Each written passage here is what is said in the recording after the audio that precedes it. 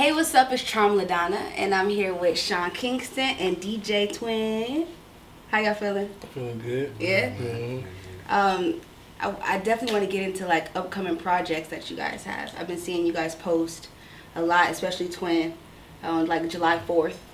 July 4th. So what comes out July 4th? July 4th, the EP, Day 1 EP comes out, man. We've been working on it for like a while now, probably about a year and a half. But it's a project that really got all the young, hot, like underground artists, like mainstream. Everybody's on it. It's a big project. We've been working, putting together, and coming along real good. So like, can you like talk about who you have on it? Sean, you're on it, right? Yep, I'm on there. I'm on most of the songs. We got Lil Yachty, Famous Dex. We got Yo Gotti. We got everybody from Playboy Cardi to who else? Rich the Kid, Kodak Black. Oh dang! Yeah, y'all hit them. Yes, everybody. How long have you guys? So is this like a collab project? Or is it just like Twin's thing and then Sean you? Nah, it's a collab project. You know what I'm so saying? Like Twin been my DJ. We've been rocking for like 12, 13 years. You know what I'm saying? Dope. So it's like I felt like it was due to him. You know what I'm saying? He been loyal. He been rocking with me. So I feel like it was only right that I gave him an outlet in a brand. You know, built his own for him to build his own brand. So he's been doing this thing, and I'm happy for. I think it hasn't been like. When I was coming up in the 90s, it was like DJ Clue and it was certain artists that was doing like albums and putting out all, you know, real classic mixtapes together. And I feel like for a young guy, for a young market, for a young lane, they haven't been a face of that. And I feel like Twin can be that, and he's gonna be that. So it's gonna be crazy, you know what I'm saying? It's a lot of people that's been hearing the songs on Snapchats and been like, oh my God, when this comes out, and been, you know, putting it on YouTube, and it's just the fans been reacting to it pretty good, so I'm excited for it. I want to ask you, Sean, because to the world, people may say, oh, we know him as like a pop star kind of artist, right? So, I mean, what made you even want to put out a project like this? Is this something that's all you've always had in your back burner, but you're like, nah, I can't do, you know, this kind of music because of where you were at that time? Exactly. You know, I'm like, what is? I feel like it's kind of just when you're a creative, like I'm a creative person, you know, so I can do all different type of music. I can do, you know, pop music. I can do rap music. I can do, you know, my first song was Colors with Game and Rick Ross, so it was kind of like the rapping thing was what I really was doing. I fell in love with hip hop at a young age, but it just happened to be that when Beautiful Girls took off, it became, you know, this whole other sound for me, and I love that sound. But I feel like getting older and getting back to what reality is right now is like this new wave with these new kids. They want something different and new. You know what I'm saying? So it's like you got to tap into other elements that I feel like a lot of people that don't really see me tap into, and I feel like this I have a chance to do it with this tape. You know what I mean? No, for sure. And Twin, like being this is like your first big project, like where's the pressure at for you right now? I mean, you a kid from Chicago. You feel me? Like, I mean, it's pressure, but you know what I'm saying? We built for this. This is what we ready for. So, same time, man, we ready for whatever comes with it. Yeah. I want to get into your story too, Twin. So you from Chicago? Yeah, from Chicago, born in St. Louis, but raised in Chicago.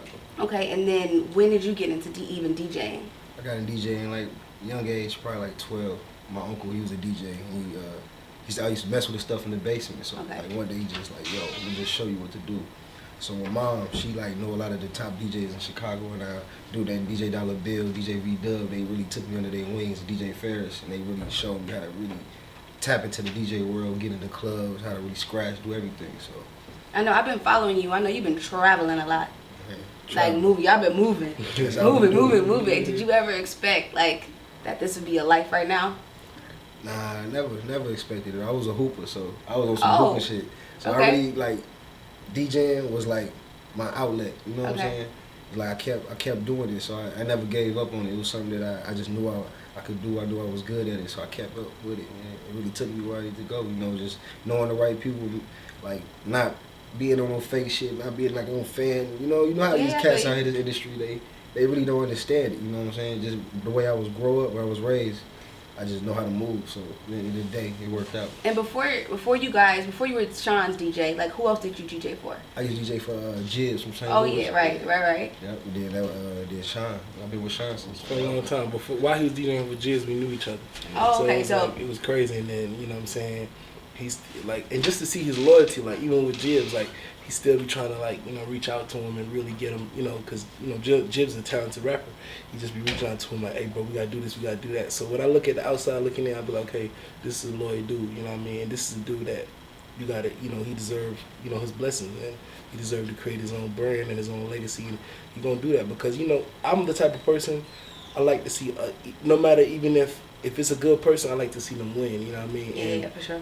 He definitely deserves it, man. So I'm happy for him. Day 1, July 4th, get ready, we coming. And I mean, just to talk about the future, is this like a one kind of thing project, or you guys have like, we got like a? Yeah, okay. We're gonna have volume 2. We're gonna have 2. Y'all finna just hit them and hit them and hit them. Just gonna keep hitting them with it. Definitely, it's gonna be. Got like at least 50 songs and still making songs right now to this day. So it's like we got the vault ready. Sean, you keep moving. I can just keep looking at your jewelry. Oh yeah, you know how it is. You icy right now. This ain't nothing. You know what I'm saying? This light. This light work. This light work. I feel you. I know. I'm gonna be honest. I was typing in your name, so I was like, I've known you from back in the day, and then some shit came up about you getting your chain taken from you. Is it? Some stuff happened. I don't remember what day it was. Some stuff happened, but it is what it is. You know what I'm saying? It's like nobody snatched my shit off me. First of all, I'm 280 pounds. You can't, and all my diamonds, all my jewelry is real. So yeah, you can't snatch a Cuban chain off. If you got a Cuban link, you can't. A nigga can't pull it off. What happened was, some dudes was fighting. You know what I'm saying? Some niggas threw some alcohol in my eyes. I couldn't see nothing. Damn. And then I fell. Okay. Myself. I slipped and fell myself. And while I was on the ground, I hit my head. I didn't really knock out, but I hit my head and kind of like had some bruises and whatever. And some dudes basically came up and took the chain. And took the chain. I had like a kilo Cuban on. They took it or whatever. But it is what it is. We found out who did it. You know what I mean? And it is what it is. I'm the type of person, man. I don't know where it came from because I don't got beef in the streets. I'm about to say, Sean, you so cool. Like I ain't the type of artist to be doing. I don't know. You know what I'm saying? It was just before. It was crazy because before that happened, I had showed some jewelry on Instagram. And DJ Academics had posted, and World Star, and all these different people had posted, and it was just like, oh, Sean Kingston he's coming back as a, you know how people just I was gonna talk to you about that. He got $1 million worth of jewelry, he's shining, da da da. And people be hating, man. That's why you can't really social network. You gotta live a private life. And now I'm starting to feel I can't show everything on social network because people always, you don't know where they watching you from, and they like, oh. This is a walking lick right here, Yeah, I feel you. So it was crazy because it's like I always move with security. I always move with my guys. I was going to ask you, you wasn't with security. You was just solo. I wasn't solo. Oh, okay. I had my guys with me, but it was crazy because how it all happened, it was just like they went this way and I went this way. Right, you know what I'm saying? So it was like by the time they got back this way, it was already too late. Yeah, no, for sure. You know what I mean? Well, I'm glad you're straight, and I'm glad I'm good. that everything good. Because you look like you cool to me. That's crazy. This the first interview I ever did. And nobody never asked me. It just, you know what I'm saying? Nobody never asked me about it. So I don't got no problem talking about it because it's just like a nigga ain't put no gun out on me, and nigga ain't snatched my chain. You feel what I'm saying? They did it while I was knocked out on the ground. So it is what it is. If that's the best thing that can happen to him in life, I wish him the best. I feel you. Yeah. I'm glad you positive and shit. You always positive. I see you, man. You smiling, you chilling. Because it ain't the last piece of jewelry I own. I mean, this ain't the last piece of jewelry I own. So it's just like I see you over there too, Twin. You over there. You know what I'm saying? My DJ got diamonds on, man. We ain't worried about. You know what I'm saying? We ain't worried about that. Man, So okay, with the project on July 4th, are you guys like dropping visuals too? Because it's like a visual generation right now. Everybody dropping songs and visuals. We actually shooting They Know Us with Herb and Baby. We supposed to be shooting that in like 2 days. Oh, dope. Tomorrow. I mean, you gotta have us there. Yeah, definitely. Give us an exclusive. Come on, man. we definitely, homies. Yep, we definitely homies. So, I mean, we're going to be shooting in LA. I'm going to let Twin reach out to y'all and let y'all know what the location is. But we got a crazy treatment. It's directed by my director, Billionaire Visions. And we can't wait. That's going to be the first visual we drop. And then we shot a video in Guyana. It's just a song off the tape. It's called Gunshot. And that we shot it in Guyana. It's crazy. So we're going to put that out July 4th too, along with the tape. And then we're going to shoot On The Road with Famous Dex and Lil Yachty. We're going to shoot that. We're waiting to see Famous Dex's. We manage Famous Dex and my brother. So he's always open. We got his schedule. But as far as Lil Yachty, we're waiting on his schedule. What I feel is important to me is like the loyalty between you guys. You know what I'm saying? Like, it seemed you got his back, he got your back. Even in our side conversations y'all having, like y'all like brothers. You know what I mean? Like I know you told me you met a while ago, but how'd you guys even cross paths? Cause you from Chicago, you from Jamaica. It's crazy. Like he was always like, I always heard about him because my first DJ Kilo, they was they was in this clique together.